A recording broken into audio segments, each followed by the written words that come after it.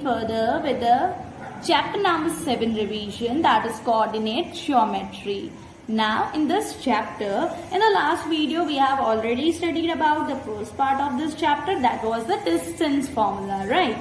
Now we are moving further with the next, that is the section formula. अब ये section formula क्या होता है? See, when any point divide a line into sections, into parts, 2 parts और 3 parts और many parts, but अगर कोई भी पॉइंट लाइन को कुछ पार्ट्स में या सेक्शन में डिवाइड कर रहा है, तो वो जो कोऑर्डिनेट पे आ रहा है, यानी कि अगर P point A B line को डिवाइड कर रहा है तो P पॉइंट के कोऑर्डिनेट्स क्या होंगे, अगर मुझे वो फाइंड करना है तो I can use section formula. Distance में क्या था कि A से B तक का डिस्टेंस कितना है, वो अगर मुझे फाइंड करना है तो मैं इन दोनों के कोऑर्डिनेट्स यूज करके डिस्टेंस फॉर्मूला से डिस्टेंस फाइंड करती थी. अब मुझे ये फाइंड करना है कि पॉइंट P इनको जो है सेक्शन में डिवाइड तो कर रहा है, लेकिन किस कोऑर्डिनेट पे इनको सेक्शन में डिवाइड कर रहा है, तो वो कोऑर्डिनेट फाइंड करने के लिए we can use section formula. Okay, now see, मान लो कि पॉइंट P जो है वो लाइन ए बी को कोई रेशियो में डिवाइड कर रहा होगा. सीधी सी बात है कि कोई एक पार्ट होगा इसका, मान लो m1:m2 रेशियो में उसको डिवाइड कर रहा है. अब रेशियो कुछ भी हो सकता है, 2:3, 4:5, 1:2. अब वो डिपेंड करता है कि ये पॉइंट जो है कितने पार्ट्स में किस रेशियो में इसको लाइन को डिवाइड कर रहा है. अभी मेरे पास हाल फिलहाल रेशियो नहीं है, तो रेशियो को मैं मान रही हूँ m1:m2. Point P line A B को m1:m2 में डिवाइड कर रहा है, और इसके कोऑर्डिनेट्स हाल फिलहाल मेरे पास नहीं है, तो मैं लिख रही हूँ x1 y1 और x2 y2. अब देखो फॉर्मूला बनता कैसे है.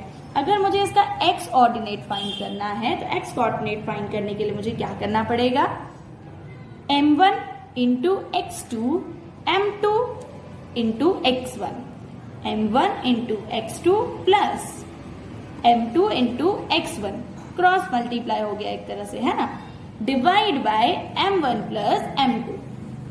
ठीक है, इसको इससे मल्टीप्लाई, इसको इससे मल्टीप्लाई, और नीचे जो है क्या आ जाएगा, दोनों प्लस में m1 प्लस m2. सिमिलरली अगर मुझे y कोऑर्डिनेट निकालना है, तो y के लिए हम क्या करेंगे, वैसे ही देखो, y m1 into y2 plus m2 into y1, ये से नीचे वही आएगा m1 प्लस m2. ओके, तो हमारे पास दो फॉर्मूलाज मिल गए हमें x और y निकालने के लिए. सिमिलरली कई बार ऐसा होगा सब में कि आपको ये कोऑर्डिनेट दे दिया होगा और बोला होगा कि बताओ कि ये कौन से रेशियो में डिवाइड कर रहा है. मतलब आपको ये दे दिया है, x एंड y क्या होगा वो बता दिया होगा, और आपको बोला होगा कि आप बताओ कि ये जो पॉइंट P है वो इस लाइन को कौन से रेशियो में डिवाइड कर रहा है. तो रेशियो को हम लोग हमेशा क्या करेंगे, एज्यूम कर लेंगे, दैट इज k:1. अब अगर मैं रेशियो को k:1 के हिसाब से एज्यूम कर रही हूँ, तो इसी फॉर्मूला में m1 की जगह पे क्या आ गया, k, एंड m2 की जगह पे, यहाँ पे m1 की जगह k, m2 की जगह क्या आ जाएगा, 1.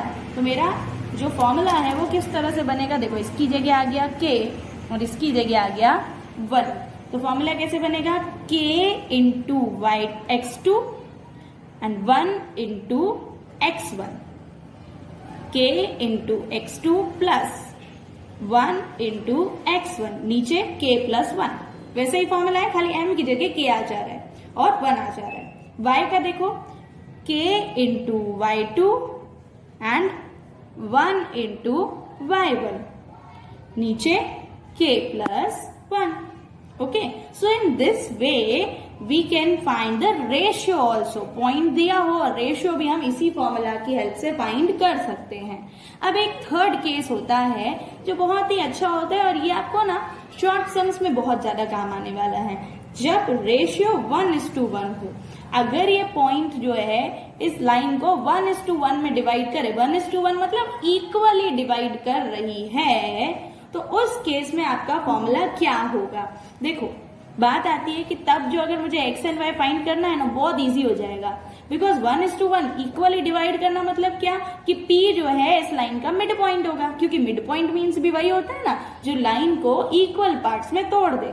तो वी कैन से कि जब 1:1 रेशियो दिया हो तो that is the mid point case. In that case x will be equal to, मतलब x कोऑर्डिनेट फाइंड करने के लिए हम क्या करेंगे, देखो इसी की तरह फर्स्ट रेशियो जो भी होता है इंटू x2, तो first ratio is 1 into x2। Second ratio जो भी होता है हमारा m2, उसको क्या कर देते हैं x1 से मल्टीप्लाई, तो हमारा सेकेंड रेशियो क्या है 1 इंटू x1। नीचे क्या आ जाएगा 1 + 1, तो आ गया 2। सिमिलरली देखो y वाले में भी क्या होगा 1, अब आपको इजी रहेगा समझने में, 1 into y2 and 1 into y1 divide by 1 + 1 2, 1 into x1, देखो 1 इंटू x2 1 इंटू x1। पहले तो ये क्रॉस मल्टीप्लाई वाला कहानी हो गया x में, नीचे 1 + 1 it will be 2। Similarly y वाले केस में भी वही 1 इंटू y2 1 इंटू y1, नीचे क्या हो जाएगा 1 + 1 2। ठीक है, आपको x एंड y मिल गया। अब देखो 1 इंटू x2 क्या होता है, x2 ही तो होता है। 1 इंटू x1 क्या होता है, x1 ही तो होता है, क्योंकि 1 से आप कुछ भी मल्टीप्लाई करो सेम ही रहने वाला है। तो ये लिखो चाहे ये लिखो, एक ही बात है। 1 into x2 x2, 1 into x1 x1, नीचे 2 सेम y के केस में 1 into y2 y2, 1 into y1 y1, नीचे 2 सेम, राइट।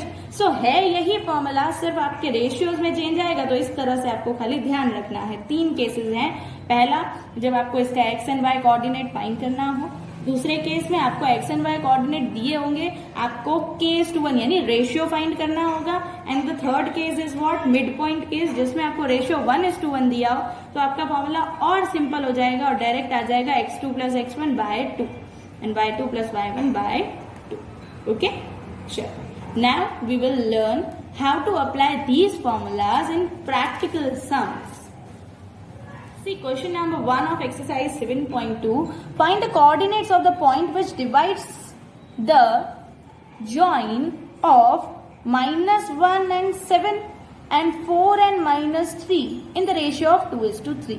बोला है कि 2 पॉइंट थे, 2 कोऑर्डिनेट्स थे जिसको हमने ज्वाइन किया है, यानी कि हमने एक लाइन ड्रॉ की होगी यहां से यहां तक, और उस लाइन को डिवाइड कर रहा है एक point that is in the ratio of 2:3। ठीक है, अब इस क्वेश्चन में आप देखो here the end points are, मतलब लाइन के जो एंड पॉइंट्स हैं वो जो आपको दिए हुए हैं -1 and 7 and 4 and -3, ये आपको 2 पॉइंट्स दिए हुए हैं जो एंड पॉइंट्स हैं। इसको डिवाइड किया जा रहा है 2:3 रेशियो में। देखो जब रेशियो 2:3 है तो मैंने आपको क्या बताया था, हमने फॉर्मूला में रेशियो को क्या माना था, m1 और m2। मतलब ये बोल सकती हूँ कि दिस इज m1:m2, और वी कैन से m1 क्या हो जाएगा 2 एंड m2 क्या हो जाएगा 3। ओके, अब ये आपका फर्स्ट पॉइंट है, ये आपका सेकेंड पॉइंट है, ये फर्स्ट एंड पॉइंट, ये सेकेंड एंड पॉइंट। तो this will be your x1, this will be your x2, this will be your y1 and this will be your y2। Okay, मैं मेरी understanding के लिए formula के according चीजें लिख देती हूँ। अब हम लोग सिंपली क्या करेंगे, फॉर्मूला लिखेंगे that is for x coordinate. First of all x coordinate के लिए अगर मैं लिख रही हूँ तो x will be equal to, मैं अपना फॉर्मूला लिख दूंगी that is m1 into x2 plus m2 into x1, नीचे m1 प्लस m2। अब m1 is what 2 and x2 is what 4 plus m2 is 3 and x1 is -1, नीचे m1 plus m2 that is 2 plus 3। चलो solve करते हैं। 2 4 जा 8, 3 into -1 -3, 2 plus 3 5, 8 plus minus 8 minus 3 it will be 5 by 5। Cut answer क्या आ गया 1। x coordinate आपको मिल गया 1। Now we will find y coordinate. y is equals to m1 into y2 plus m2 into y1 upon m1 plus m2। अब देखो m1 क्या था 2, y2 क्या है -3 प्लस m2 क्या है 3, y1 क्या है 7 upon 2 plus 3। 2 into -3 -6, 3 7s are 21 2 + 3 5, minus plus minus 21 में 6 जाएगा तो क्या आ जाएगा 15/5, 5 1 जा 5 3 जा। सो आपका y कोऑर्डिनेट क्या आ गया 3। So in short we can say the required point, जो हमसे ये पूछ रहे थे कि भाई कौन से पॉइंट ने इसको जो है डिवाइड किया होगा, the required point is 1 and 3, x coordinate पहले y कोऑर्डिनेट बाद में। ओके चलो moving to the next, see question number 2. It's very interesting. Find the coordinates of the point of trisection. अब देखो trisection का मतलब तो मीनिंग समझो। trisection मतलब एक ऐसी लाइन होगी, एक लाइन सेगमेंट है, देखो लिखा है trisection of line segment joining these two points. एक लाइन सेगमेंट है जो इन दोनों पॉइंट से ज्वाइन की हुई है, ये ट्राइसेक्शन में डिवाइडेड है। ट्राइसेक्शन मतलब कि 3 पार्ट्स 1 2 and 3, तो मैंने इसके बीच में 2 ही पॉइंट लाने पड़ेंगे। ट्राई सेक्शन है तो 3 पार्ट, तो 2 पॉइंट आएंगे बीच में। ये ट्राई सेक्शन में डिवाइडेड है, आप इसके ये जो पॉइंट इसको ट्राई सेक्शन में डिवाइड कर रहे हैं उसके कोऑर्डिनेट्स निकालो। ठीक है, मींस इसका आंसर और इसका आंसर, मुझे दोनों के जो है क्या करने हैं कोऑर्डिनेट्स निकालने हैं। पहले तो मैं इसके निकालूंगी x और y, और फिर मैं इसके भी x and y find out करूंगी। ठीक है, अब देखो ध्यान से समझना है। पहली बात, ये ट्राई सेक्शन में है, हम मान लेंगे कि ये तीनों के तीनों सेक्शंस जो है वो क्या होंगे इक्वली बटे हुए होंगे, यानी पूरी लाइन सेगमेंट इक्वली 3 पार्ट्स में डिवाइडेड है। तो आई कैन से दैट कि AP this is equal to PQ is equal to QB। तीनों पार्ट मैंने बोला कि सेक्शन तीनों सेक्शन इक्वल होंगे, तो we can say that AP will be equal to PQ will be equal to QB। ये तीनों के तीनों क्या होंगे सेम होंगे। ठीक है, अब बात आती है कि अगर मैं पॉइंट P की बात कर रही हूं तो point P divides AB into, अब रेशियो चाहिए क्योंकि देखो हमें फाइंड तो कोऑर्डिनेट्स करने, कोऑर्डिनेट्स फाइंड करने तो सीधी सी बात है कि रेशियो तो चाहिए। हमने बोला कि ये तीनों क्या है इक्वल है, इक्वल है तो मैं मान सकती हूँ कि this will B 1, this will B 1 and this will B 1, तीनों इक्वली डिवाइडेड है तो 1:1:1 रेशियो बन गया। बात आती है पॉइंट P जो है AB को कितने पार्ट में यानी कितने रेशियो में डिवाइड कर रहा है। देखो A से P 1, P से B के बीच में 2 1 है, 1 + 1 2 बन गया रेशियो। फिर से एक बार समझ लो, लॉजिक समझना। हमने बोला कि ये ट्राई सेक्शन में बटा हुआ है, तो मैंने मान लिया कि ये तीनों इक्वल पार्ट्स होंगे, इक्वल सेक्शंस होंगे। इक्वल सेक्शंस तो मैंने मान लिया सबको 1 1 1, सारे सेक्शंस इक्वली बटे हुए हैं। ये भी 1 यूनिट है, ये भी 1 यूनिट है, ये भी 1 यूनिट है। ठीक है, अब बात आती है कि मैं अगर पहले पॉइंट P के कोऑर्डिनेट्स फाइंड करना चाहती हूँ तो मुझे ये देखना है कि ये जो पॉइंट P है ये AB को किस रेशियो में बांट रहा है। तो पॉइंट P A से P 1 रेशियो, P से B 1 + 1 2 रेशियो, राइट। उसी तरह अगर मैं बात करूं पॉइंट Q की, तो point Q divides AB into, अब पॉइंट Q देखो, पॉइंट Q यहाँ पे A से Q कितनी दूरी पे है, जिसके बीच में 2 1 आ रहे हैं, यानी 1 + 1 2, तो A से Q 2 is 2, Q से B 1 2:1। देखो सिंपली रेशियो बन गया, आपको सिर्फ ये टेक्निक समझ आनी चाहिए। ठीक है, हमने दोनों के रेशियोज भी फाइंड कर लिए। अब हमें कोऑर्डिनेट फाइंड करने जो बहुत सिंपल है। पहले ऐसा करते हैं, हम P के कोऑर्डिनेट्स फाइंड करते हैं। ठीक है, will find the P's coordinates. अब अगर हम उनके कोऑर्डिनेट्स फाइंड करने जा रहे हैं तो सबसे पहले हम अपना फॉर्मूला लिखेंगे, that is x is equals to m1 x2 plus m2 x1 upon m1 plus m2. Okay, now see m1 is what, p वाला देखना, m1 is 1, x2 तो अब ये दोनों हैं हमारे पास, तो this is our x1, this is our x2, this is our y1 and this is our y2, right? So x2 is what, -2 plus m2 हमारा क्या है 2, x1 is 4, नीचे आ जाएगा m1 plus m2, that is 1 plus 2, 1 into -2, 2 into 4 8, 1 plus 2 3, minus plus minus 8 minus 2 6 by 3 1 जा 3 2 जा, आपका x coordinate क्या आ गया 2। सिमिलरली हम y का भी ऐसे ही फाइंड कर लेंगे।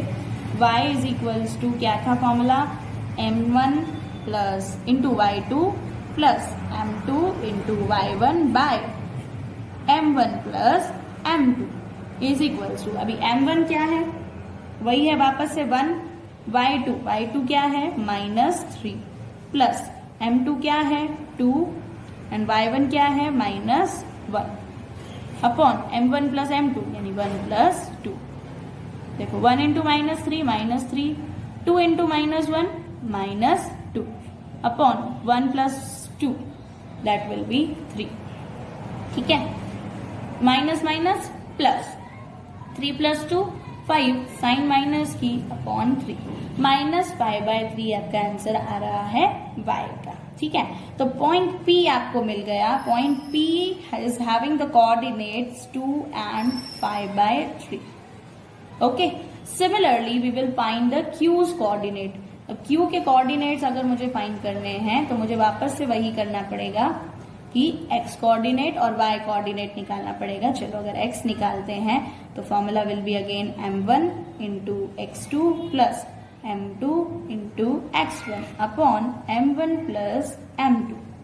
अभी m1 आपका क्या है 2 और x2 क्या है -2 प्लस m2 आपका क्या है 1 और x1 क्या है 4, नीचे 2 प्लस 1, 2 इंटू -2 -4, 1 इंटू 4 4, 2 प्लस 1 3। देखो minus plus minus, 4 minus 4 0, 0 divide by 3 will be 0 only, है ना।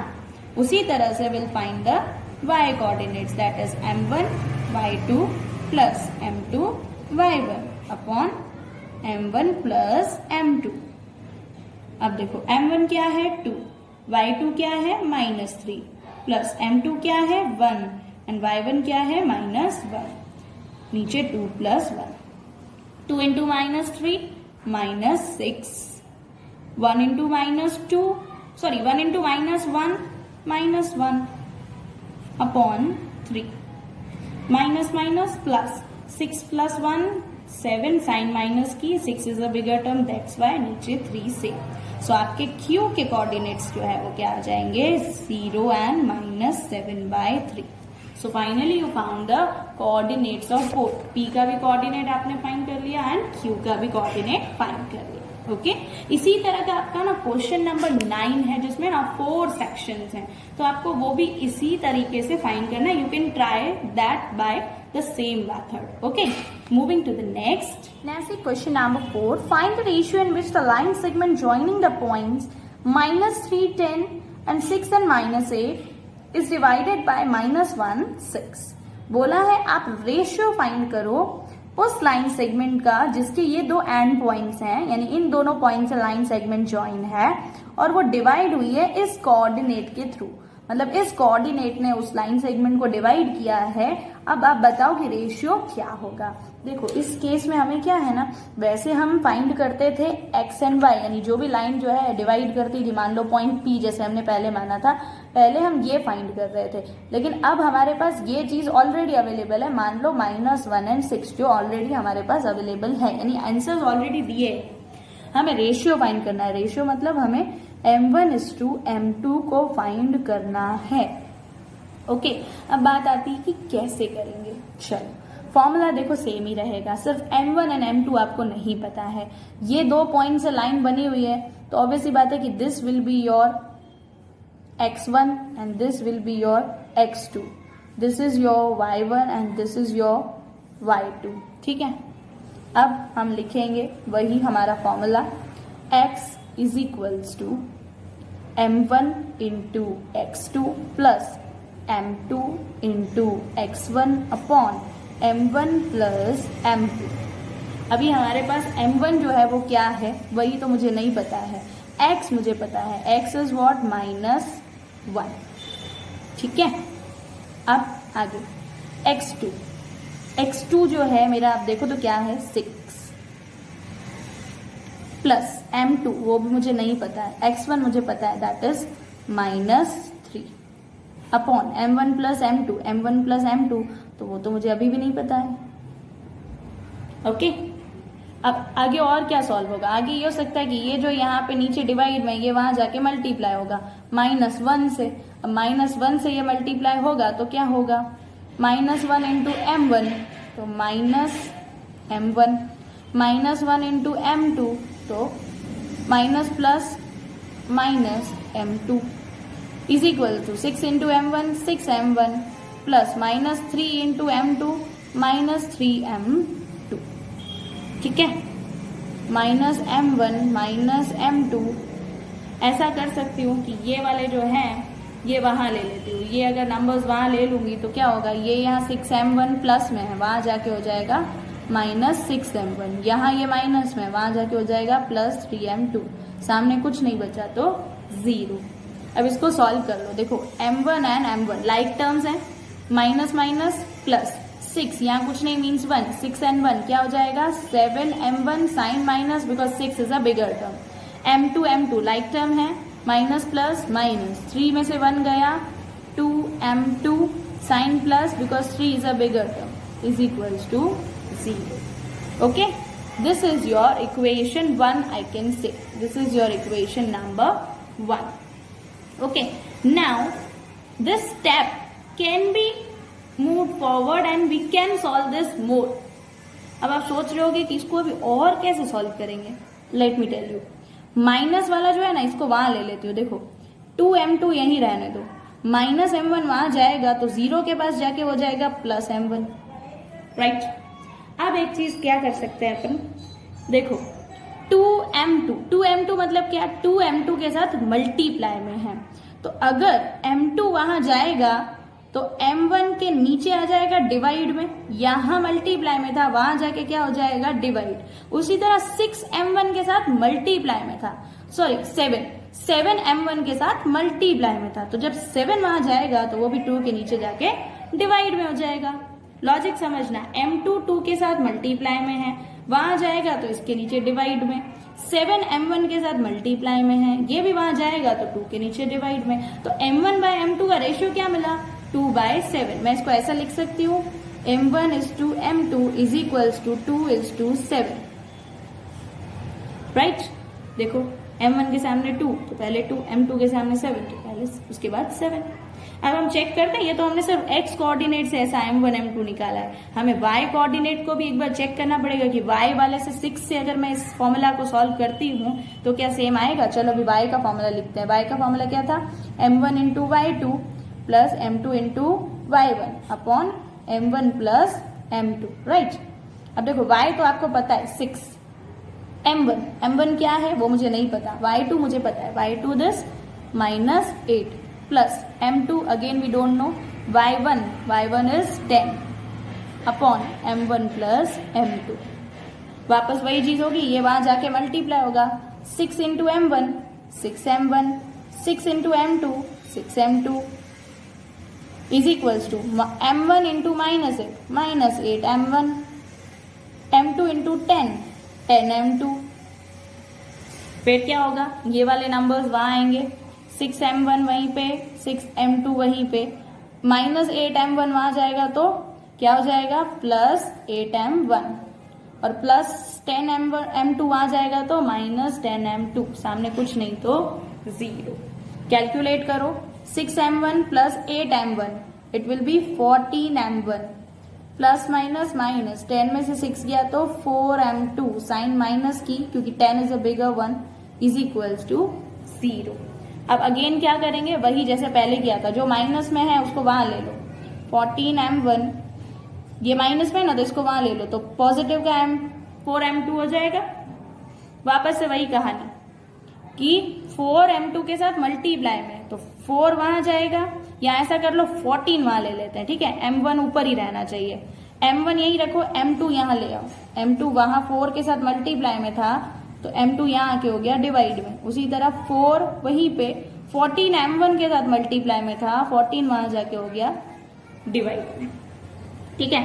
2 के टेबल में 2 जा, 2 के टेबल में 7 जा, m1 upon m2 is equals to 2/7 आ रहा है, देखो सेम आ रहा है, तो हम इसको ऐसे लिख सकते हैं m1 is to m2 is equals to 2 is to 7।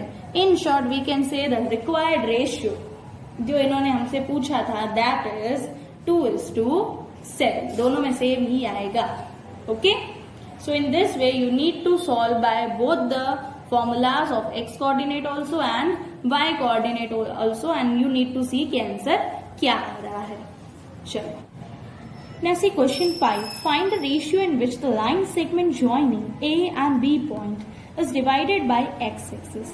आपको रेशियो फाइंड करना है लाइन सेगमेंट का जिनके ये दो एंड पॉइंट्स हैं और उसको डिवाइड किया है एक्स एक्सिस ने.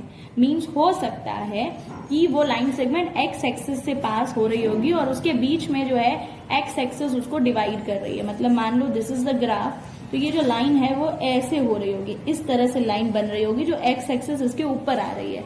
मतलब एक्स एक्सिस इसको डिवाइड कर रही है. तो हमें रेशियो फाइंड करना है. And also find the coordinates of the point and also find the coordinates of the point of division. और साथ ही साथ हमें पॉइंट ऑफ डिवीजन के कोऑर्डिनेट्स भी फाइंड करने हैं. अब देखो इस वाले सम में क्या है ना तो रेशियो दिया है ना कोऑर्डिनेट्स दिए हैं. इस सम में फिर भी देखो रेशियो नहीं था तो कोऑर्डिनेट्स तो थे, बट इस समय ना रेशियो है ना कोऑर्डिनेट्स है. तो जब ऐसा हो ना तो आपको ना रेशियो को k:1, जो हमने सेकंड केस सीखा था ना, k:1 मान लेना है और पॉइंट को मान लो x एंड y. ठीक है, अब बात आती है, हम करेंगे इसके केस 1. दो केसेस हैं इसमें. एक ये है कि हमें रेशियो फाइंड करना है और दूसरा ये है कि हमें इसका ये पॉइंट फाइंड करना है. बट इन्होंने खास बोला है कि इसको डिवाइड कौन कर रहा है, एक्स एक्सिस जो है इसके बीच में से पास हो रही है. एक्स एक्सिस की वजह से ये लाइन डिवाइड हो रही है. मतलब मैं बोल सकती हूँ कि पॉइंट P की अगर मैं बात कर रही हूँ, ये point P, that point P will lie on X axis. सीधी सी बात है, एक्स एक्सिस अगर उसके बीच में से पास हो रही है तो पॉइंट P यहाँ पे एक्स एक्सिस पे होगा, यहाँ पे पॉइंट P होगा. ठीक है, तो इस वजह से अगर पॉइंट P एक्स एक्सिस पे है तो y कोऑर्डिनेट जो है, y कोऑर्डिनेट क्या हो जाएगा, 0. क्योंकि जब भी पॉइंट एक्स एक्सिस पे होता है तो y coordinate will be what, 0. तो मैं बोल सकती हूँ पॉइंट P क्या बना, x एंड 0. ये मेरा बन जाएगा पॉइंट P, क्योंकि y कोऑर्डिनेट 0, क्योंकि वो पॉइंट किसके ऊपर है, एक्स एक्सिस पे. ये आपने पहले भी सीखा है ना. अब मेरा पॉइंट P मुझे मिल गया, दैट इज x एंड 0. अब मैं लिखूंगी इसका formula. Formula for this was x is equals to k वाला फॉर्मूला याद रखना. ठीक है, k into x2 plus 1 into x1 upon k plus 1. Okay, now see x is equals to k x2. अब देखो ये हमारे पास दो पॉइंट्स हैं, this will B x2 minus 4 plus 1 x1 will B 1 upon k plus 1. इसको solve करते हैं. k into -4 -4k plus 1 into 1 upon k plus 1. ठीक है, हमारे पास ये लास्ट इक्वेशन आ रही है. अब इसके आगे हम कैसे सॉल्व करेंगे, तो एक चीज हम कर सकते हैं कि ऐसे ही रहने देना है तो ऐसे ही रहने दो, या फिर इसको यहाँ पे आप मल्टीप्लाई कर सकते हो, बट ऐसे ही रखते हैं, कोई इश्यू नहीं है. क्यों पता है, क्योंकि देखो अपन को फाइंड भी तो वैसे भी x की वैल्यू करनी है ना. तो आपको x की वैल्यू मिल गई किसमें, k के टर्म्स में. x की वैल्यू हमने फाइंड कर ली k के टर्म्स में. अब हम लोग ले रहे हैं दूसरा y कोऑर्डिनेट. y कोऑर्डिनेट का जो है फॉर्मूला क्या होता है, k into y2 plus 1 into y1 upon k plus 1. 0 is equals to k, we don't know, y2 is what, 5 plus 1, y1 is what, minus 5 upon k plus 1. अब ये k plus 1 यहाँ जाएगा तो 0 से मल्टीप्लाई होगा. 0 से कोई भी नंबर जब मल्टीप्लाई होता है तो क्या हो जाएगा, 0. 0 into k 0, 0 into 1 0 is equals to 5 into k 5k, 1 into minus k minus 5. Okay, 1 into -5 -5. 0 is equals to ये आ रहा है. अब ऐसा करते हैं, ये जो -5 है ये वहां जाएगा 0 के पास, तो क्या हो जाएगा, पॉजिटिव का 5. सामने 5k सेम, k यहीं रहने दो, 5 आ जाएगा तो इस 5 के नीचे डिवाइड में 5 1 जा k की वैल्यू आ गई 1. लो, आपको k की वैल्यू मिल गई. यहाँ पे हमने एक चीज फाइंड कर ली, रेशियो के। रेशियो क्या माना था, k:1, तो हमारा रेशियो जो है वो क्या बन गया, 1:1, क्योंकि देखो k की जगह मैंने लिखा 1 जो आंसर आया था और पीछे तो ऑलरेडी 1 था। अब दूसरी चीज कोऑर्डिनेट। कोऑर्डिनेट में हमें एक तो क्या है हमारा कोऑर्डिनेट, x एंड 0। अब 0 तो 0 ही रहने वाला है, x की वैल्यू चाहिए, तो हमारा केस 2, x की वैल्यू हम कैसे निकालेंगे, जो ये x की वैल्यू हमने k के टर्म्स में निकाली हुई है उसके through. x is equals to -4k + 1 upon k + 1।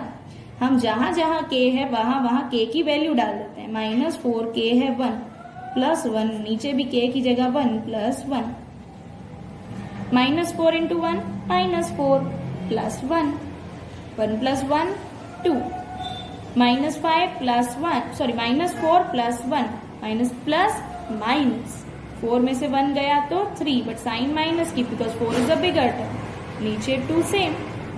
आपकी x की वैल्यू क्या आ गई, -3/2। So in short we can say the coordinate of p is -3/2 and 0, क्योंकि 0 तो वहां पहले से था, बस x की वैल्यू हमें फाइंड करनी थी, वो हमने कर दी। देखो शॉर्ट में अगर बोलूं तो जब आपको रेशियो एंड कोऑर्डिनेट दोनों फाइंड करने बोले तो रेशियो क्या ले लेना, k:1, coordinate x and y पहले मान लेना। फिर यहाँ पे लिखा है कि जो हमारे पास कोऑर्डिनेट है वो x एक्सिस पे, यानी x एक्सिस उस लाइन को डिवाइड कर रही है, मतलब सीधी सी बात है ये पॉइंट भी कहाँ होगा, x एक्सिस पे। तो पहला x तो रहने ही वाला है क्योंकि पॉइंट x एक्सिस पे, लेकिन y एक्सिस को तो वो टच नहीं कर रहा, तो y एक्सिस के लिए हम लिख देंगे 0। फिर हमारे जो दो फॉर्मूलाज थे x का और y का, x की जगह पे मैंने फॉर्मूला लिखा, y की जगह 0 वैल्यू है इसलिए 0 लिखा। सॉल्व किया तो k की वैल्यू मिल गई, तो इससे मेरा रेशियो बन गया। k की वैल्यू मिलते ही मैंने x में, जो मैंने x की वैल्यू k के टर्म्स में निकाली थी, x की वैल्यू फाइंड कर दी। लो मुझे कोऑर्डिनेट भी मिल गया, x की जगह value and this will be 0। Okay, so in this way you can do the sum by the second case, that is case formula. Okay, चलो moving to the next question number 10. Now see the question. Find the area of a rhombus if the vertices are 3 and 0, 4 and 5, -1 and 4 and -2 and -1 taken in order. बोला है कि आप rhombus की area find करो किस तरह से, और आपको एरिया जो है ना रोम्बस की फाइंड करने के लिए एक हिंट दिए कि आपको वर्टिसेस दे दिए रोम्बस के। वर्टिसेस मतलब कि ये रोम्बस की जो 4 कॉर्नर्स हैं उसके कोऑर्डिनेट्स आपको देखो दे दिए हैं। तो मैंने क्या किया, एक रफली एक रोम्बस ड्रॉ किया और रोम्बस में मैंने उसके कोऑर्डिनेट लिख दिए ABCD, और ये चारों पॉइंट्स मैंने यहाँ पे लिख दिए। ठीक है, अब बात आती है कि हमें फाइंड क्या करना है, रोम्बस का एरिया। अब रोम्बस के एरिया का फॉर्मूला क्या होता है, आपको ना क्वेश्चन में हिंट में दिया है that area of rhombus is equal to half of product of diagonals, half of product of diagonals. अब इसकी डायगोनल्स क्या होती है, पहली बात तो डायगोनल्स मतलब क्या होता है, ऐसी लाइन सेगमेंट जो दो अपोजिट वर्टिसेस को ज्वाइन करे, दो अपोजिट वर्टिसेस को ज्वाइन करे। तो this is diagonal, this is diagonal, right. तो मैं ऐसा बोल सकती हूँ हाफ इंटू प्रोडक्ट मतलब क्या होता है, मल्टीप्लाई प्रोडक्ट ऑफ डायगोनल्स। एक डायगोनल है BD, दूसरी डायगोनल है AC, AC into BD, right. ये हो गया रोम्बस की एरिया निकालने का फॉर्मूला। बात आती है कि आपको ना तो AC पता है ना तो आपको BD पता है, तो सीधी सी बात है मुझे AC एंड BD निकालना पड़ेगा। अब मुझे अगर AC का डिस्टेंस एंड BD का डिस्टेंस निकालना है तो इस केस में मेरा सेक्शन नहीं, मेरा कौन सा फॉर्मूला यूज होगा, डिस्टेंस फॉर्मूला यूज होगा, राइट। तो मैं क्या करूंगी, अपने डिस्टेंस फॉर्मूला से ये पता कर लूंगी कि AC का कितना डिस्टेंस है एंड BD का कितना डिस्टेंस है। तो चलो हम पहले ना डायगोनल्स कैलकुलेट कर लेते हैं। हम लिखेंगे diagonal AC is equal to AC। चलो हमारा फॉर्मूला क्या था, x2 minus x1 the whole square plus y2 minus y1 the whole square, यही था हमारा डिस्टेंस फॉर्मूला।